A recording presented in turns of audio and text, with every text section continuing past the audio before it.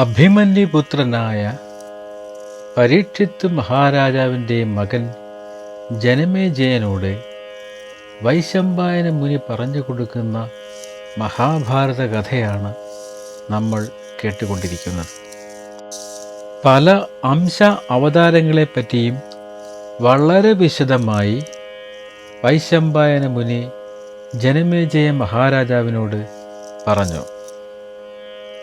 ഇനി കുരുവംശ ചരിത്രത്തെക്കുറിച്ച് കേൾക്കണമെന്നാണ് ജനമേജയൻ പറഞ്ഞത്. അപ്രകാരം ആകാമെന്ന് പറഞ്ഞ് വൈശമ്പായന മുനി കഥ തുടരുകയാണ്. വൈശമ്പായനൻ പറഞ്ഞു, കുരുവംശത്തിൻ്റെ കഥ ഞാൻ പറയാം. കുരുവംശ രാജാക്കന്മാരിൽ പ്രധാനിയായ ദുഷ്യന്ത മഹാരാജാവിൽ നിന്ന് തുടങ്ങാം. സമുദ്രത്താൽ ചുറ്റപ്പെട്ട ഈ ഭൂമി മുഴുവൻ ഭരിച്ചയാളാണ് ദുഷ്യന്ത മഹാരാജാവ്. ശത്രുക്കളെ അമർച്ച ചെയ്ത് അദ്ദേഹം രാജ്യം ഭരിച്ചു. അന്ന് വർണ്ണസങ്കരമുണ്ടായിരുന്നില്ല. പാപം ചെയ്യുന്നവർ ആരുമുണ്ടായിരുന്നില്ല. ദുഷ്യന്ത മഹാരാജാവിൻ്റെ ഭരണം അത്രയ്ക്ക് സുഖസമൃദ്ധമായിരുന്നു. കള്ളന്മാരെക്കുറിച്ചുള്ള ഭയമോ വിശപ്പിനെ പറ്റിയുള്ള ആവലാതിയോ ജനങ്ങൾക്കില്ലായിരുന്നു. പ്രകൃതി പ്രതിഭാസങ്ങൾ പോലും ദുഷ്യന്ത മഹാരാജാവിൻ്റെ കാലത്ത് ക്രമം തെറ്റാതെ നടന്നു. യുവാവായിരുന്ന രാജാവ് അതിശക്തനായിരുന്നു. മന്ദരപർവ്വതത്തെപ്പോലും ഇളക്കുവാനുള്ള കെൽപ്പുണ്ടായിരുന്നു. 4 തരം ഗദായുദ്ധത്തിലും മറ്റ് ആയുധവിദ്യയിലും നിപുണനായിരുന്നു. ആനപ്പുറത്തും കുതിരപ്പുറത്തുമുള്ള യുദ്ധത്തിൽ അതിസമർത്ഥനായിരുന്നു ദുഷ്യന്ത മഹാരാജാവ്. ഒരിക്കൽ മഹാരാജാവ് ചതുരംഗപ്പടയോടുകൂടി നായാട്ടിനായി കാട്ടിൽ പോയി. മറ്റ് യോദ്ധാക്കൾ അദ്ദേഹത്തെ പിന്തുടർന്നു. തേരൊലികളും ഗജഗംഭീരനാദവും അശ്വഘോഷങ്ങളും ആയുധങ്ങളുടെ കിലുകില ശബ്ദങ്ങളും ആർപ്പ് വിളികളും കൂക്കുവിളികളും കൊണ്ട് നാടെങ്ങും മുഴങ്ങി. സേനയുടെയും രാജാവിൻ്റെയും പോക്ക് കാണാൻ വെൺമാടങ്ങളിൽ സുന്ദരിമാർ നിലയുറപ്പിച്ചു.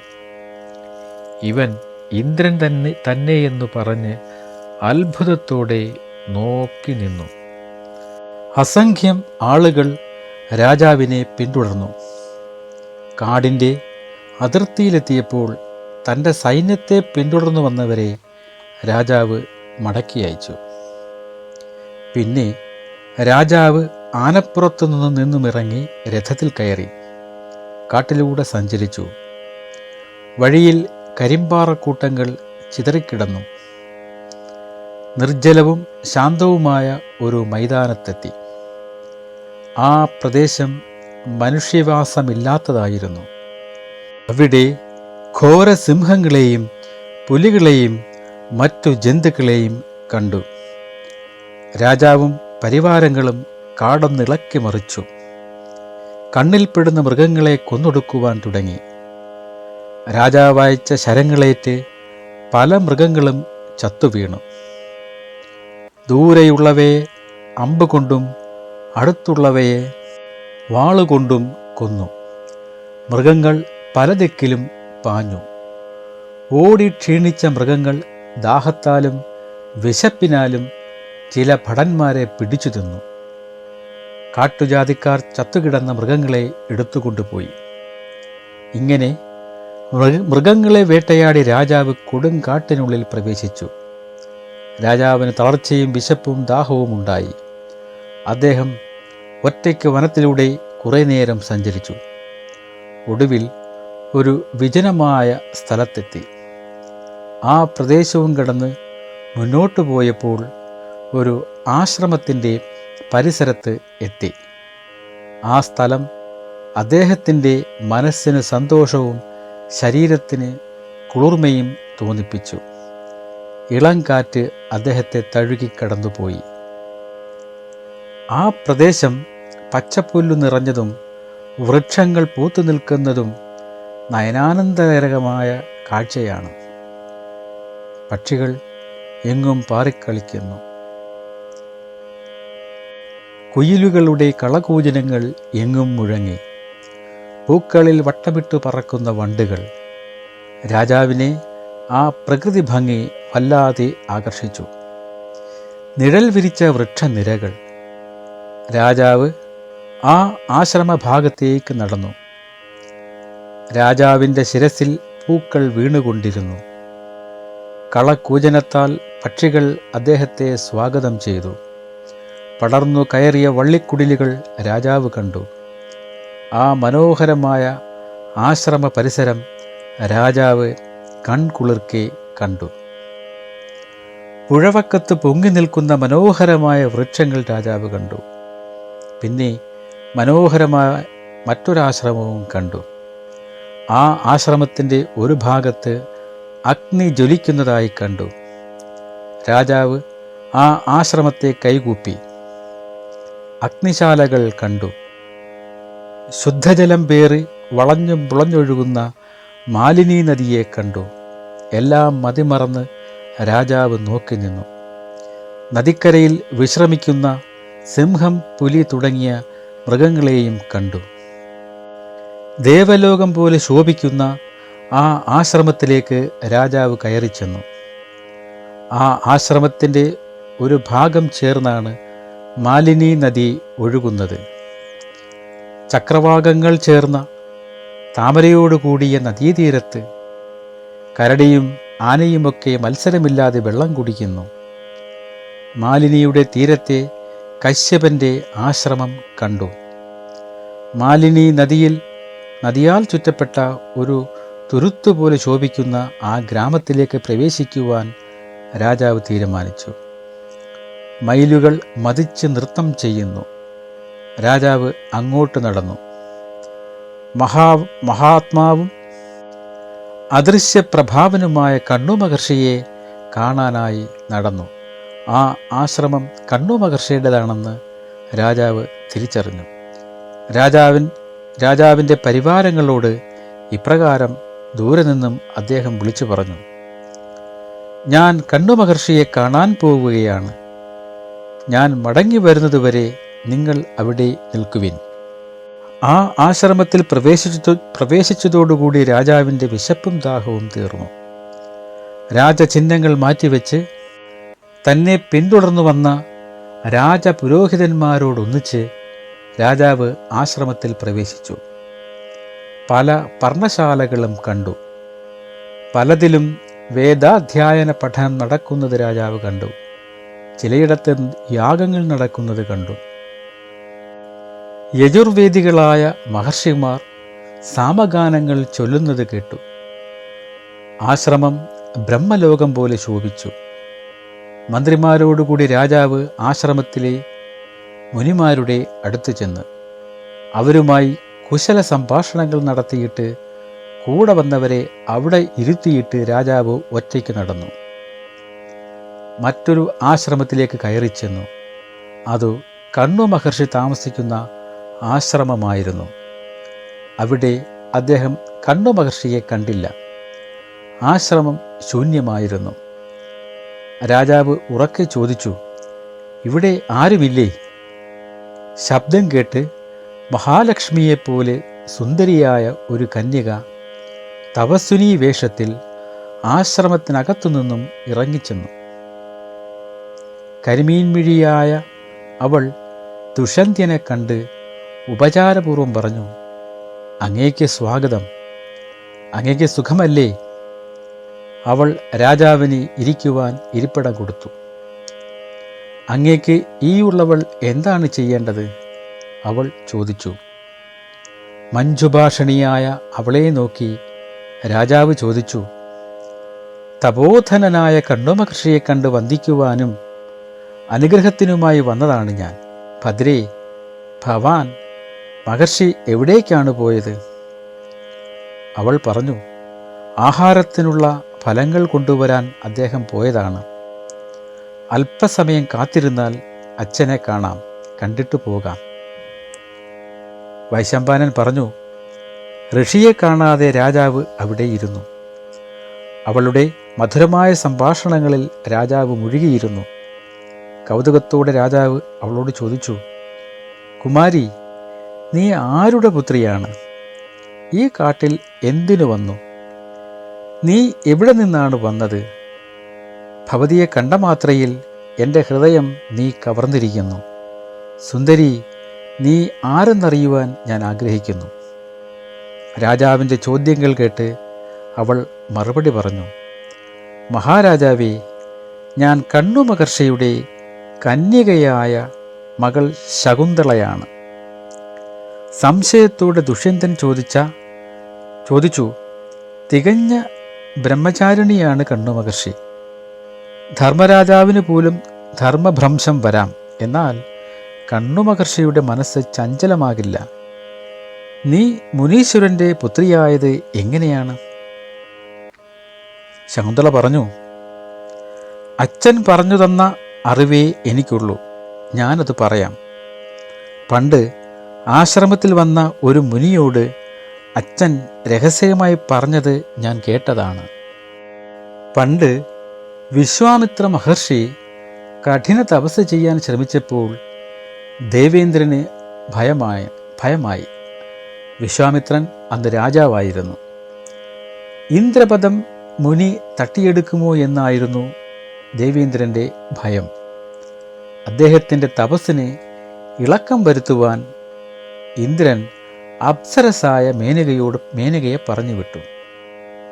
പോകുന്നതിന് മുൻപ് മേനക ഇന്ദ്രനോട് പറഞ്ഞു, യമൻ, സോമൻ, മുനിമാർ, വിശ്വദേവന്മാർ, ബാലഖില്യന്മാർ ഇവരൊക്കെ പേടിക്കുന്ന വിശ്വാമിത്രനെ എന്നെപ്പോലുള്ള ഒരുവൾ പേടിക്കാതിരിക്കുമോ? ഭവാൻ പറഞ്ഞതുകൊണ്ട് ഞാൻ മുനിയുടെ അടുത്തേക്ക് പോകാം. എന്നാൽ ഭവാൻ എൻ്റെ രക്ഷയ്ക്കുള്ള മാർഗങ്ങൾ നോക്കണം. ഞാൻ അദ്ദേഹത്തിൻ്റെ മുന്നിൽ ചെന്ന് നൃത്തം വയ്ക്കുമ്പോൾ മന്ദാനിലൻ വന്ന് എൻ്റെ വസ്ത്രങ്ങൾ പതുക്കെ അകറ്റട്ടെ. കാമദേവൻ പുഷ്പശരവുമായി എൻ്റെ കൂടെ തന്നെ നിൽക്കണം.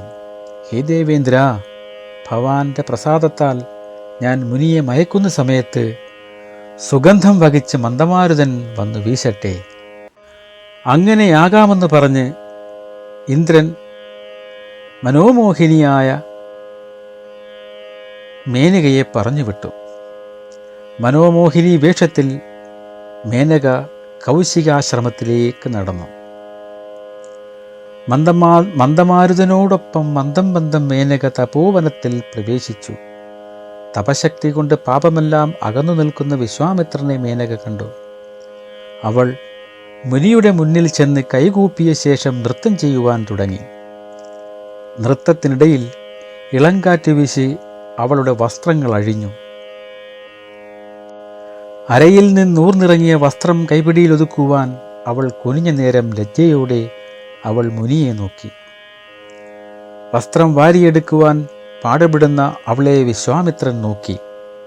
മേനകയുടെ നഗ്നമായ രൂപലാവണ്യം അദ്ദേഹം പൂർണ്ണമായി കണ്ടു. കാമാർത്തനായ മുനി പുഞ്ചിരിയോടെ അവളെ അരികിലേക്ക് കൈയാട്ടി വിളിച്ചു. മേനകയ്ക്ക് സന്തോഷമായി. വിശ്വാമിത്രൻ അവളുമായി ചേർന്നു. മേനകയ്ക്കും സന്തോഷമായി. പിന്നെ വളരെ കാലം മേനക വിശ്വാമിത്രനോടൊപ്പം ആശ്രമത്തിൽ സന്തോഷത്തോടെ കഴിഞ്ഞു. അങ്ങനെയിരിക്കെ മേനക ഗർഭിണിയായി.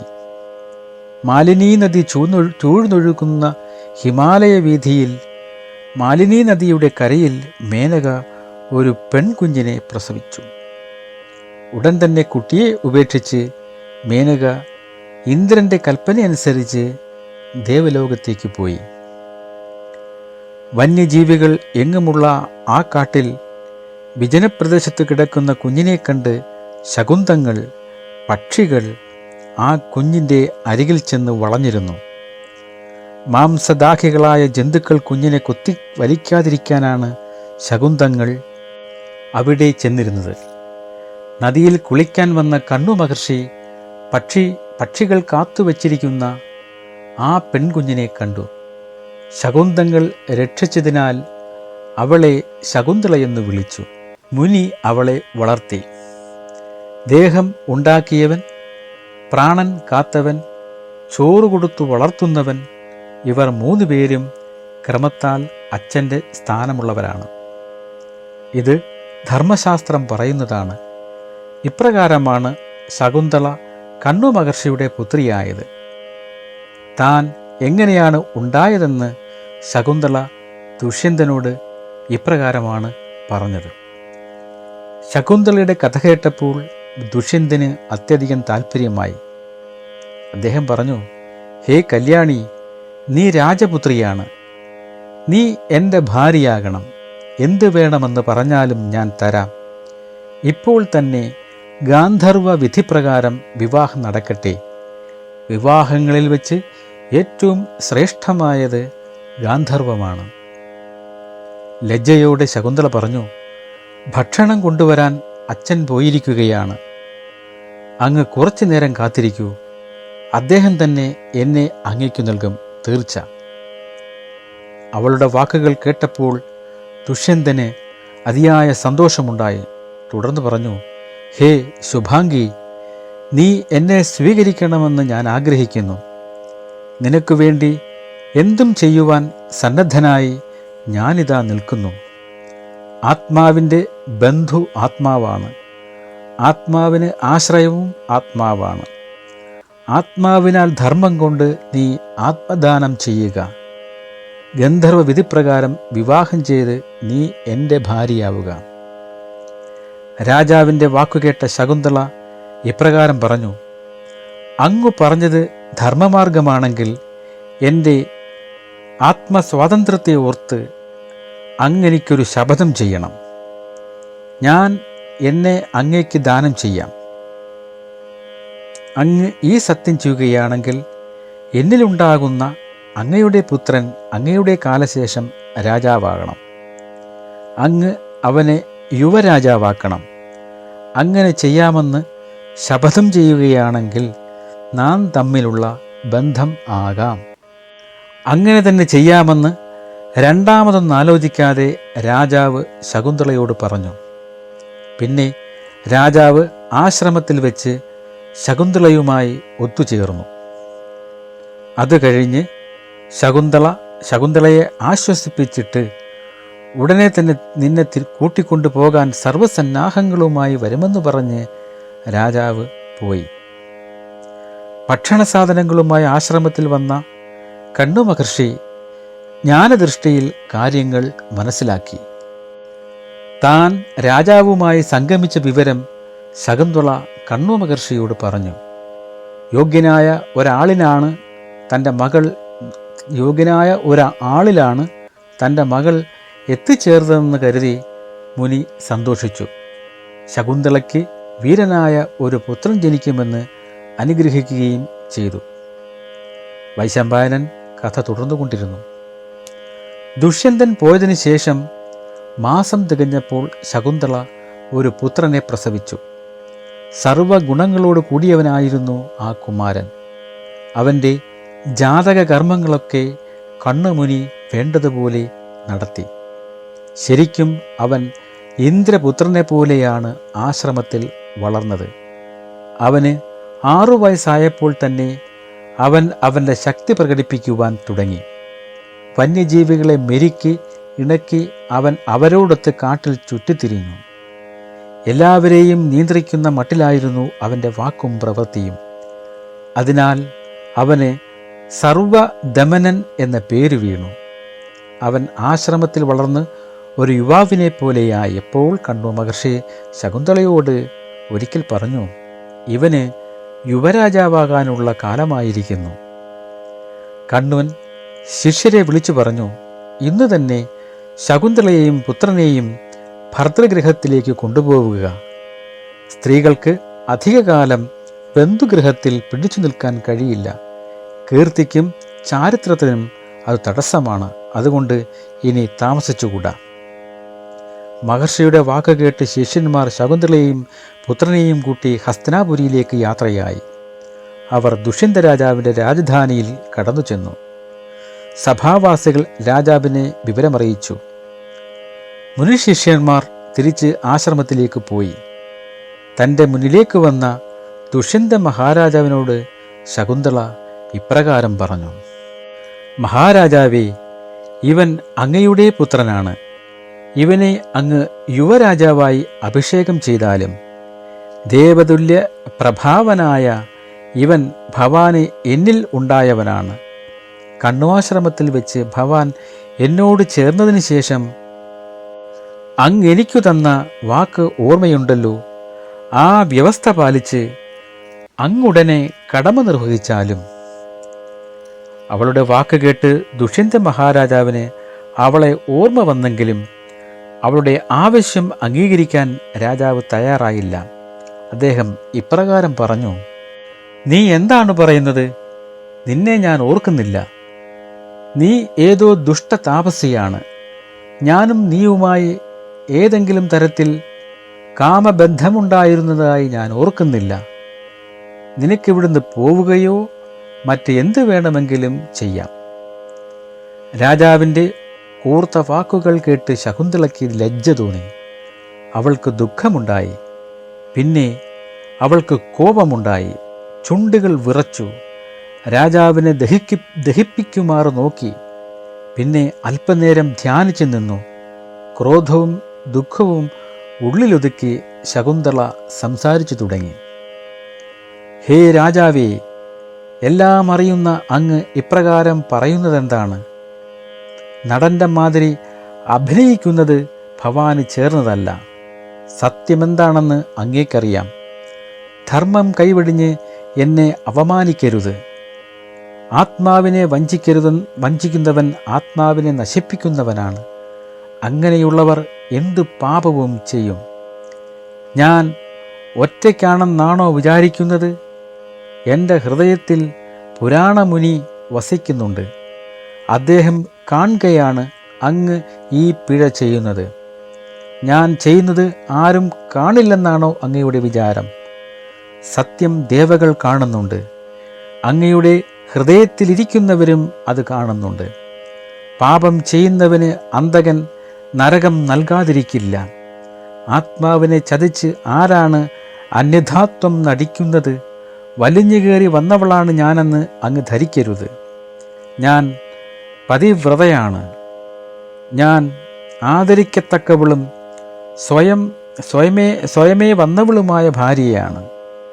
വെറും ഒരു നടനെപ്പോലെ എന്താണ് എന്നെ സദസ്സിൽ വെച്ച് നിന്ദിക്കുന്നത്? യാചിച്ചു പറയുന്ന എൻ്റെ വാക്ക് നീ അനുസരിക്കുന്നില്ലെങ്കിൽ ദുഷ്യന്ത, നിന്റെ ശിരസ് 100 ഖണ്ഡമായി പൊട്ടിത്തെറിക്കും.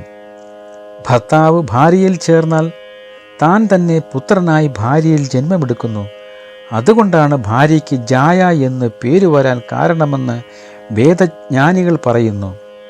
പതിയുടെ ആത്മാവാണ് ഭാര്യയിൽ പുത്രരൂപേണ ജനിക്കുന്നത്. വേദജ്ഞനാകുന്ന പുരുഷന് ജനിക്കുന്ന സന്താന പരമ്പര മുമ്പേ മരിച്ച പിതൃക്കളെ മോക്ഷമാർഗത്തിലെത്തിക്കുന്നു. സുതൻ പുംനാമ നരകത്തിൽ നിന്നും പിതാവിനെ ത്രാണനം ചെയ്യുന്നു. അതുകൊണ്ടാണ് സുതനെ പുത്രൻ എന്ന് വിളിക്കുന്നത്. പുത്രനാൽ പിതാവ് ശാശ്വതമായ ലോകം നേടും. ഭാര്യയുള്ളവരാണ് ഗൃഹസ്ഥർ. ഭാര്യയുള്ളവർക്കേ സൗഖ്യം ലഭിക്കുന്നുള്ളൂ. അതുകൊണ്ട് പുരുഷന് ഗതി ഭാര്യയാണ്. നരകത്തിൽ പതിക്കുന്ന ഭർത്താവിനെ സതിവ്രതമെഴുതുന്ന ഭാര്യ പിന്തുടർന്ന് നരകത്തിൽ നിന്നും കയറ്റുന്നു. കണ്ണാടിയിൽ തൻ്റെ മുഖമെന്ന പോലെ ഭാര്യയിൽ തൻ്റെ പുത്രനെ പുണ്യവാനായ അച്ഛൻ കണ്ട് സ്വർഗസുഖം അനുഭവിക്കുന്നു. നിലത്ത് കളിച്ച് പൊടിദേഹത്തിൽ പറ്റി അലഞ്ഞു ഓടിവന്ന് കുട്ടി അച്ഛനെ കെട്ടിപ്പിടിക്കുമ്പോഴുണ്ടാകുന്ന സുഖത്തേക്കാൾ ശ്രേഷ്ഠമായി അവന് മറ്റെന്ത് സുഖമുണ്ട്? ആർത്തിയോട് ഓടിവന്ന് ഈ പുത്രൻ ഭവാനെ നോക്കുമ്പോൾ അവനെ തള്ളിക്കളയുകയാണോ അങ്ങ്? ഉറുമ്പുകൾ പോലും അവയുടെ മുട്ടകൾ ഉടയാതെ സൂക്ഷിക്കുന്നു. ധർമ്മജ്ഞനായ ഭവാൻ എന്തുകൊണ്ട് പുത്രനെ സ്വീകരിക്കുന്നില്ല? സ്പർശന സുഖത്തിൽ ഏറ്റവും ശ്രേഷ്ഠമായത് പുത്രൻ്റെ സ്പർശനമാണ്. രാജാവേ, ഞാൻ അങ്ങയുമായി ചേർന്നതിനു ശേഷമാണ് ഈ പുത്രനെ പ്രസവിച്ചത്. ഇവനെ പ്രസവിച്ച ഉടൻ ആകാശത്തു നിന്ന് അശരീരിയുണ്ടായി. ഇവൻ 100 അശ്വമേധയാഗം കഴിക്കുമെന്ന്. നായാട്ടിൽ മൃഗത്തിൻ്റെ പിന്നാലെ പാഞ്ഞുവന്ന് ഭവാൻ എൻ്റെ അച്ഛൻ്റെ ആശ്രമത്തിൽ വന്നു കയറി. അന്ന് അവിടെ വെച്ച് ഭവാൻ എന്നെ ഗാന്ധർവം ചെയ്തു. എൻ്റെ ചരിതം ഞാൻ അങ്ങയോട് പറഞ്ഞതാണ്. ബ്രഹ്മയോനിയിൽപ്പെട്ട മേനക എന്നെ വിശ്വാമിത്രരിൽ നിന്നും ഗർഭം ധരിച്ച് പ്രസവിച്ചു. പ്രസവിച്ച ഉടനെ അമ്മ എന്നെ ഉപേക്ഷിച്ചു. എൻ്റെ പൂർവജന്മത്തിൽ ഞാൻ വല്ല ദോഷവും ചെയ്തിട്ടുണ്ടാകും. അതുകൊണ്ടാകാം എൻ്റെ ബന്ധുക്കൾ എന്നെ ഉപേക്ഷിച്ചത്. അങ്ങനെ താങ്ങും തണലുമില്ലാതെ നിൽക്കുന്ന എന്നെ ഇപ്പോൾ ഭവാനും ഉപേക്ഷിക്കുന്നു. ഭവാന്റെ ഉള്ളിലിരിപ്പ് എന്നെ സ്വീകരിക്കുന്നില്ല എന്നാണെങ്കിൽ ഞാൻ ആശ്രമത്തിലേക്ക് പോയിക്കൊള്ളാം. പക്ഷേ അങ്ങ് ഈ പുത്രനെ ഉപേക്ഷിക്കരുത്. ഇത്രയും കേട്ടപ്പോഴേക്കും ദുഷ്യന്തന് ശകുന്തളയുടെ ഭാഗം ന്യായമായി തോന്നിയില്ല. അവളെ ആക്ഷേപിക്കുവാനാണ് രാജാവ് ശ്രമിച്ചത്. ഹേ ശകുന്തളേ, ഞാൻ നിന്നിൽ പുത്രോത്പാദനം ചെയ്തതായി ഞാൻ ഓർക്കുന്നില്ല. സ്ത്രീകൾ കള്ളം പറയും. അതാരാണ് ശ്രദ്ധിക്കുക? നിന്റെ അമ്മ വ്യഭിചാരിണിയാണ്. അതുകൊണ്ടാണ് അവൾ പ്രസവിച്ച കുഞ്ഞിനെ വലിച്ചെറിഞ്ഞത്. നിന്റെ അച്ഛനും നിർദ്ദയനാണ്. ക്ഷത്രിയനായ അവൻ ബ്രാഹ്മണത്വം കിട്ടാൻ മോഹിച്ച കാമമോഹിതനാണ്. അമ്മ മേനക, അച്ഛൻ വിശ്വാമിത്രൻ. നിനക്കെങ്ങനെ എൻ്റെ മുന്നിൽ വന്ന് ഇപ്രകാരം പറയാൻ നാണമില്ലേ? ആ മഹർഷി എവിടെ? അപ്സരസായ മേനക എവിടെ? വെറും പാഴ്വാക്കുകൾ പറയുന്ന താപസിയായ നീ എവിടെ? ആരുടെ പുത്രിയാണെന്ന് ആര് വിശ്വസിക്കും? വളർന്നു നിൽക്കുന്ന ഏതോ ഒരു ബാലനെയും കൊണ്ട് വന്നിരിക്കുന്നു. ഇത്രയും കുറച്ചു കാലം കൊണ്ട് ഇവൻ ഇത്രയേറെ വളർന്നുവോ? നുണയ്ക്കും വേണ്ടി ഒരതിര്. നിന്റെ ജനനം തന്നെ നികൃഷ്ടമായ രീതിയിലാണ്. നിന്റെ വാക്കും പ്രവൃത്തിയും അതിനു ചേർന്ന വിധത്തിലാണ്. നീ ആരായാലും എനിക്കൊന്നുമില്ല. നിന്റെ ഇഷ്ടം പോലെ നടന്നു. ശകുന്തളയുടെ കോപം അങ്ങേ അറ്റമായി. അവൾ പറഞ്ഞു, കൂവളക്കായ പോലുള്ള വലിയ ദോഷം കയ്യിൽ വെച്ചിട്ട് കടുകുമണി പോലെയുള്ള ദോഷമുള്ള അന്യനെ നിങ്ങൾ കുറ്റം പറയുന്നു. മേനക അപ്സര സ്ത്രീയാണ്. എൻ്റെ അമ്മ, എൻ്റെ ജന്മം ഹേ ദുഷ്യന്ത, നിന്റെ ജന്മത്തേക്കാൾ ശ്രേഷ്ഠമാണ്. നീ ഭൂമിയിൽ സഞ്ചരിക്കുന്നു, ഞാൻ ആകാശത്തു സഞ്ചരിക്കുന്നു. അത്ര വ്യത്യാസമുണ്ട് നാം തമ്മിൽ. എത്ര വിരൂപനായാലും ഒരുവൻ സ്വന്തം രൂപം കണ്ണാടിയിൽ കാണുന്നതുവരെ താൻ മറ്റുള്ളവരെക്കാൾ സുന്ദരനാണെന്ന് വിചാരിക്കും. കണ്ണാടിയിൽ തൻ്റെ മുഖത്തിൻ്റെ വികൃത രൂപം കാണുമ്പോൾ മാത്രമേ താനും അന്യനും തമ്മിലുള്ള അന്തരം തിരിച്ചറിയൂ. 100 കിണറുണ്ടാക്കുന്നതിനേക്കാൾ മെച്ചം ഒരു കുളം കുഴിക്കുന്നതാണ്. 100 കുളത്തേക്കാൾ ശ്രേഷ്ഠം ഒരു യാഗമാണ്. 100 യാഗത്തേക്കാൾ ശ്രേഷ്ഠം ഒരു പുത്രനാണ്. 100 പുത്രനേക്കാൾ മെച്ചം ഒരു സത്യമാണ്. അതുകൊണ്ട് അങ്ങു ചെയ്ത ശപഥം, വാഗ്ദാനം ഭവാൻ കൈവിടരുത്. അങ്ങ് സത്യം മറച്ചുവെച്ച് കള്ളം പറയുകയാണെങ്കിൽ ഞാൻ പോവുകയാണ്. എനിക്ക് ഭവാനുമായുള്ള സഹവാസം ആവശ്യമില്ല. ഹേ ദുഷ്യന്ത, നീ ഉപേക്ഷിച്ചാലും ആഴിയെ ചൂഴുന്ന ഈ ഭൂമി എൻ്റെ മകൻ ഭരിക്കും. വൈശമ്പായനൻ പറഞ്ഞു. ഇപ്രകാരം പറഞ്ഞ് അവിടെ നിന്ന് പോകുവാൻ ശകുന്തള തയ്യാറായപ്പോൾ ഒരു അശരീരി ഉണ്ടായി. ഹേ രാജാവേ, ഇവൻ ദുഷ്യന്തപുത്രനാണ്. ഇവനെ നീ പരിപാലിച്ചാലും ഭാര്യയെ മാനിക്കുക. ഞങ്ങൾ പറയുകയാൽ നീ അവനെ ഭരിക്കുക. കാരണം രാജാവേ, നിന്റെ പുത്രൻ ഭരതൻ എന്ന പേരിൽ അറിയപ്പെടും. ഇപ്രകാരമുള്ള അശരീരി കേട്ട് രാജാവ് സദസ്സിലിരുന്നവരോട് ഇപ്രകാരം പറഞ്ഞു. ഹേ സദസ്യരെ, നിങ്ങളെല്ലാവരും ഈ ദേവവാക്യം കേട്ടുവല്ലോ. എനിക്കും അറിയാം ഈ യുവാവ് എൻ്റെ പുത്രനാണെന്ന്. അവൾ വന്നു പറഞ്ഞ ഉടനെ ഞാൻ ഇവനെ സ്വീകരിക്കുന്നുവെങ്കിൽ ലോകർ ശങ്കിക്കും, എന്നെ പഴിക്കും. ഇവന് ശുദ്ധിയും കിട്ടുകയില്ല. വൈശമ്പായനൻ പറഞ്ഞു. ദേവദൂതൻ്റെ അശരീരിവാക്യം കേട്ട രാജാവ് സന്തോഷത്തോടെ പുത്രനെ സ്വീകരിച്ച് മാറോടണച്ചു. പിന്നെ ഉചിതമായ ചടങ്ങുകൾ നടത്തി രാജ സദസ്സിലേക്ക് ആനയിച്ചു. വിപ്രന്മാർ ആ യുവാവിനെ പൂജിച്ചു. സൂതമാഗതന്മാർ പാട്ടുകൾ പാടി. രാജാവ് ഭാര്യ ശകുന്തളയെയും ചേർത്തു നിർത്തി ഇപ്രകാരം പറഞ്ഞു. നാട്ടുകാരറിയാതെയാണ് ഞാൻ ഭവതിയുമായി കഴിഞ്ഞതും ഈ പുത്രനുണ്ടായതും. അതുകൊണ്ട് ഹേ ദേവി, നിന്റെ ശുദ്ധിക്ക് വേണ്ടിയാണ് ഞാൻ ഇപ്രകാരമൊക്കെ പറഞ്ഞതും പ്രവർത്തിച്ചതും. നാട്ടുകാരുടെ ആശങ്ക ഇല്ലാതാക്കിയിട്ട് പുത്രന് രാജ്യം നൽകണമെന്നായിരുന്നു എൻ്റെ ആഗ്രഹം. അതുകൊണ്ടാണ് ഇപ്രകാരമെല്ലാം പരീക്ഷണം ചെയ്തത്. അതിൽ ചൊടിച്ച് നീ എന്നോട് പ്രതികരിക്കുകയും ചെയ്തു. അതെല്ലാം ഞാൻ ക്ഷമിച്ചിരിക്കുന്നു. എല്ലാ ആദരവോടെയും ദുഷ്യന്ത മഹാരാജാവ് ശകുന്തളയെ സ്വീകരിച്ചു. മകന് ഭരതൻ എന്ന് പേരിട്ടു. യുവരാജാവായി അഭിഷേകവും ചെയ്തു. പിന്നീട് അവൻ പല യുദ്ധങ്ങളും ജയിച്ച് ലോകം തന്നെ തൻ്റെ അധീനതയിലാക്കി. സാധുക്കളെ നന്നായി പരിപാലിച്ചു. ദേവേന്ദ്രനൊപ്പം വിവിധ തരം യജ്ഞങ്ങൾ ചെയ്തു. കണ്ണുന് വേണ്ട വിധം ദക്ഷിണ നൽകി. ശ്രീമാനായ ഭരതൻ ഗോവിതധം എന്ന് പേരുള്ള അശ്വമേധയാഗം നടത്തി. ഇങ്ങനെ ഈ വംശത്തിന് ഭരതവംശം എന്ന പേരുണ്ടായി. ഭരതൻ്റെ വംശപരമ്പരയിൽപ്പെട്ടവരെ ഭരതന്മാർ എന്നറിയപ്പെട്ടു.